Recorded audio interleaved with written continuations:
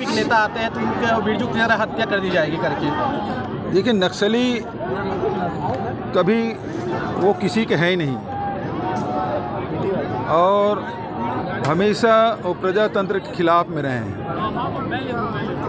और अभी भी जब चुनाव आया है, जिस प्रकार से पर्ची फेंक रहे हैं और हत्या भी हुई है, इसका वो लोकतंत्र को नुकसान पहुंचाना चाहते हैं। मैंने तो उनसे कहा कि आप संविधान पर विश्वास व्यक्त करिए, मैं किसी मंच में बात करने को तैयार हूँ, लेकिन नक्सली अब बहुत कमज़ोर हो गए हैं, बहुत पीछे हट गए हैं। सर, ईडी ने आपने ट्वीट भी किया था चावल का आंकड़ा जारी करते हुए, और आप लगातार कहते हैं कि जैसे जैसे चुनाव आएगा ईडी। अब मैं तो लंबा हो रहा है भाषण करके नहीं दिया। एक चीज़ बताओ, पिछले वर्षों में हमारी शासनकाल में भी और उसके बाद रमन सिंह 15 साल में धान संग्रहण केंद्रों में धान या सूखते पड़े रहता था, और बरसात आने पर वो बारदाना भी सड़ता था और उसमें जर्मिनेशन भी आ जाता था।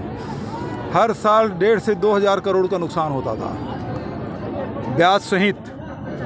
लेकिन हमने जो नीति अपनाई, पिछले साल रमन सिंह जितना खरीदता था उसे 2 गुना धान खरीदे, 3 दिन में भुगतान भी हुआ, और मार्च महीने में अप्रैल आते आते एक दाना धान हमारे धान संग्रहण केंद्र में नहीं था।